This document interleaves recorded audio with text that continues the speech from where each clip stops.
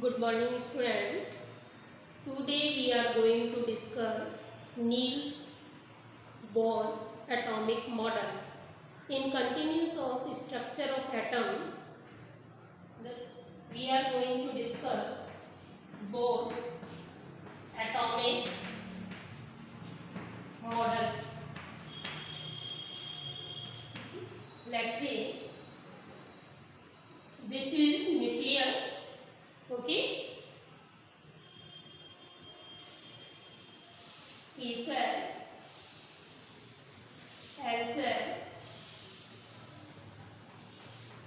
Now this is nucleus.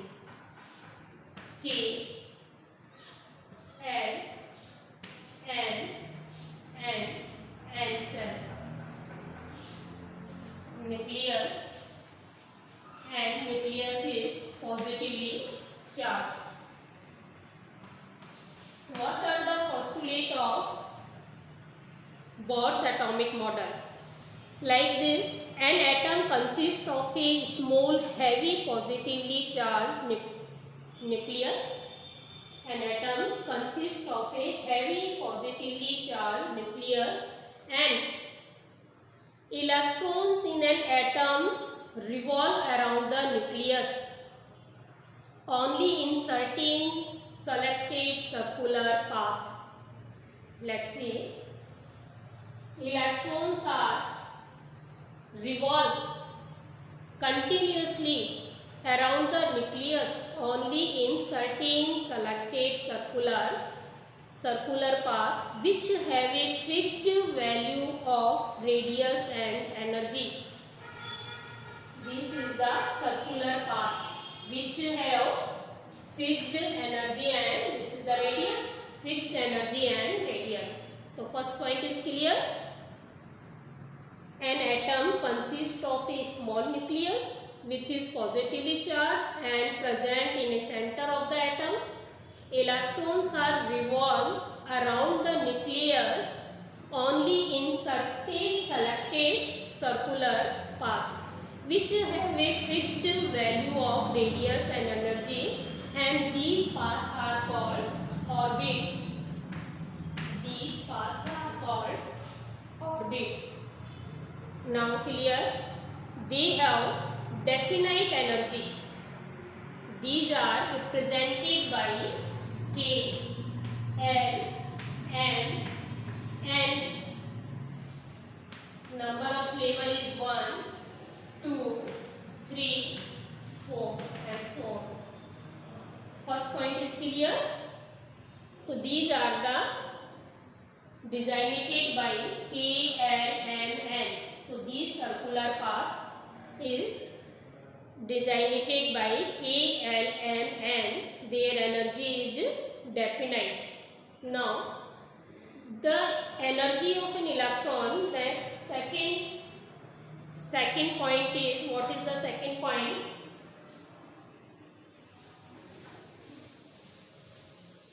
Next point.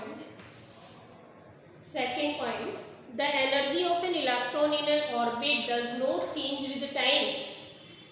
The energy of an orbit does not change by time. It means energy of orbit is constant. As long as the electron remain in a particular orbit, it does not lose or gain energy. When electrons are revolve around the nucleus, it does not gain electron, it does not gain energy, it not emit energy. Okay, these orbits are the stationary state. So these orbits are called the stationary state. Stationary means fixed. There is no change in energy. It means energy is constant. Clear? Second point. Next. Now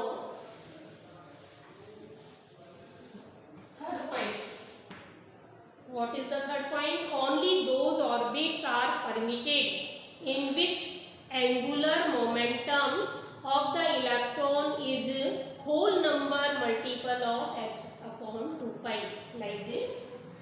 mv are equal to n h upon 2 pi. What is our third point? This is the angular momentum. Angular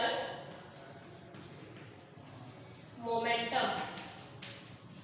mv is momentum. When we multiply by r, angular momentum is equal to multiple of h upon 2 pi. We know h upon 2 pi, h is Planck constant, pi is 3.14, always constant. For n equal to 1, 2, 3, so on. So third point is only those orbits are permitted in which the angular momentum of the electron is whole number multiple of n h upon 2 pi. Clear all of you? These are the points. Next is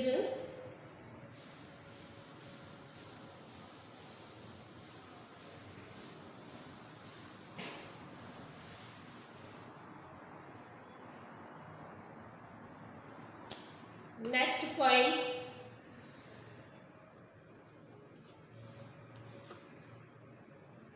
The energy is, fourth point, the energy is emitted or absorbed only when the electron jump from one energy level to another. What is the fourth point? Fourth point is, let's see, when electron jump, the energy is changed. The energy is emitted or absorbed only when the electron jump one energy level to another.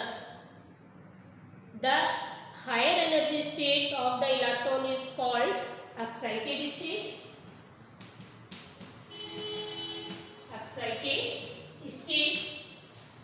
And lower energy is called ground state. Let's see. Suppose electron jump from this level to this. Now it is the excited state and it is the ground state. When electron go back and jump from higher energy level to lower energy level, to it emit radiation. When electron jump from ground state to excited state, it absorbs energy. The energy is emitted or absorbed only when the electron jump from one energy level to another energy level. The higher energy state of the electron is called the excited state. Okay, the amount of energy emitted or absorbed is equal to delta E equal to E2 minus E1. Now clear what point all of you? When energy is changed, what is the condition? When electron jump from one energy level to another energy level. Let's see success of Bohr's model. Now success of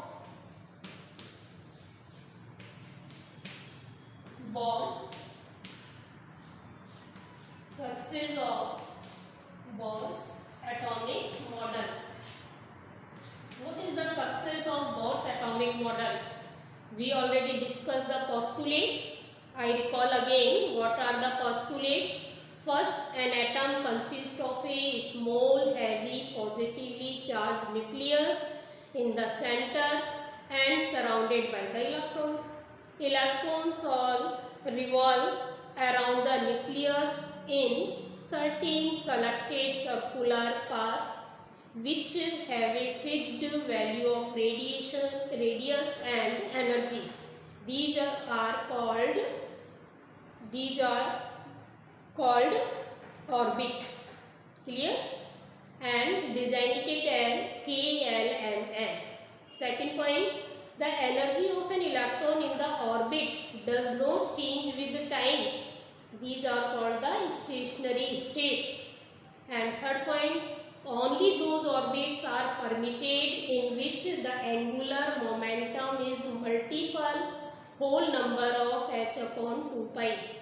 And fourth point is, the energy is emitted or absorbed only when the electron jump from one energy level to another. Now I think you have learned all 4 points, and did you understand? Now continuity in our topic, success of Bohr's model. Success of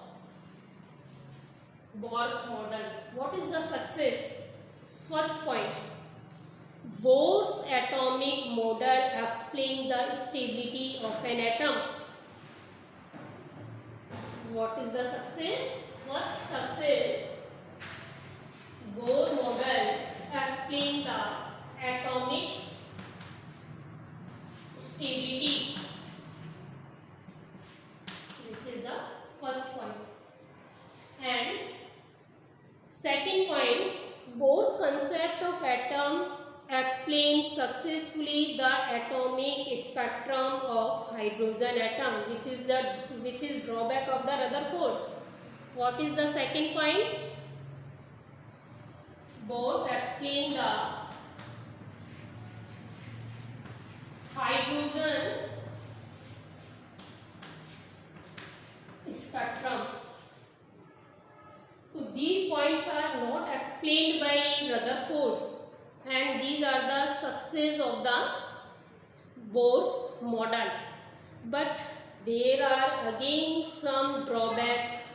What are the limitations and drawback of the Bohr's model?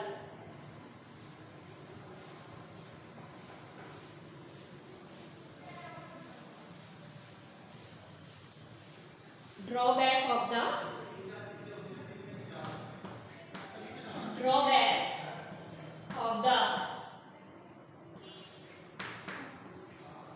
Bohr's atomic model. What are the drawbacks? This is the very simple question generally asked in your exam. Write down the limitations of the Bohr's model. We can say drawback or limitations. What are the limitations? Like first, it fails to explain the finer detail of the hydrogen atom spectrum. First point is, it failed to explain the finer detail of hydrogen atom spectrum. I already discussed what is the meaning of finer detail. The splitting of the lines, triplet, doublet, quartet. So Bohr's model cannot explain the finer detail of hydrogen spectrum. What is the type of spectrum of hydrogen atom? Discontinuous. So it could not explain the finer detail of the hydrogen spectrum.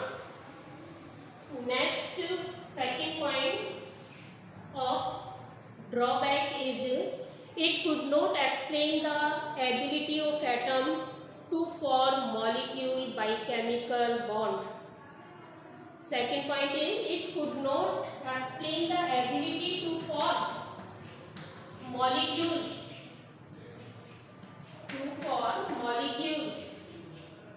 by chemical bond.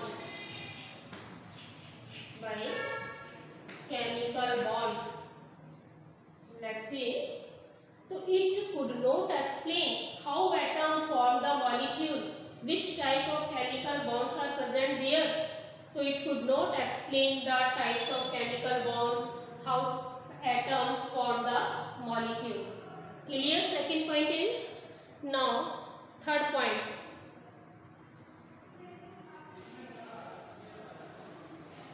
Third point is, what is the third point? It could not explain the Zeeman effect. It could not explain the Zeeman effect. Zeeman is the name of scientist, and when magnetic field is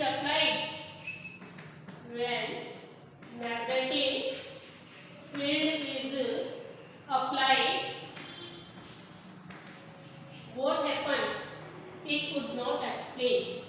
When magnetic field is applied, spectrum are splitting, and this is called the Zeeman effect, and Zeeman effect not explained by the Bohr scientist, Bohr model. Clear? Now fourth point.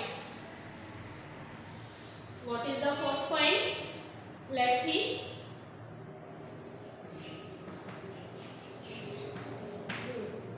Bohr atomic model could not explain the Stark effect. Stark effect, when electric field is applied, Zeeman effect occur when magnetic field is applied, and Stark effect occur when electric field is applied. So Bohr atomic model could not explain the Stark effect. When electric field is applied, what happened in spectrum? So this is not explained by the Bohr's atomic model. Next point is, it could not explain the shape, geometry of the molecule. It could not explain. Next point is fifth point. It could not explain the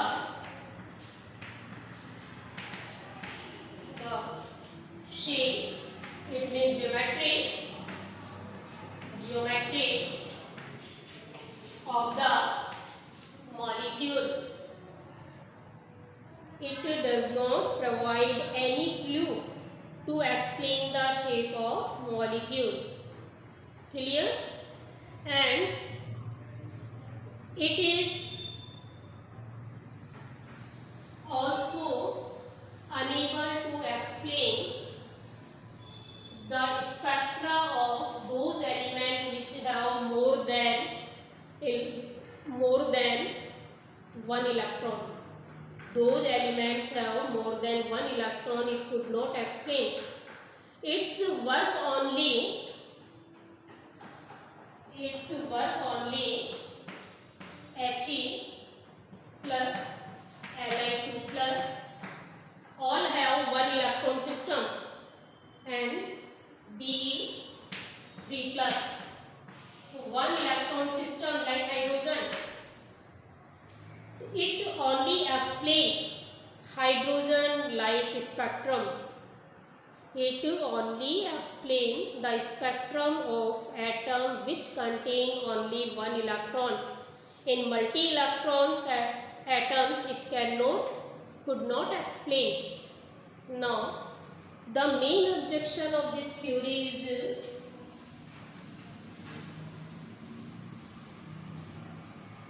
let's see what is the next point and last point.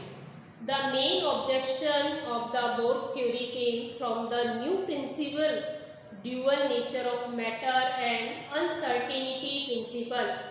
These overruled the Bohr's idea of well-defined circular path. Clear? Last point is, the main objection to the Bohr's theory came from the new principle, dual nature of matter and uncertainty principle, which we will discuss in next class. So new principle, dual nature of matter and uncertainty principle. These overruled the Bohr's idea of well-defined circular path. It means the electrons does not revolve in circular path, which is overruled in dual nature of matter and uncertainty principle of. Clear all of you? Uncertainty principle. We now I recall all points. Listen carefully. What is the first point? Limitations. First limitation. The Bohr's atomic model could not explain the finer detail of hydrogen spectrum. Second point, it could not explain the ability to form molecule by the chemical bond. Clear?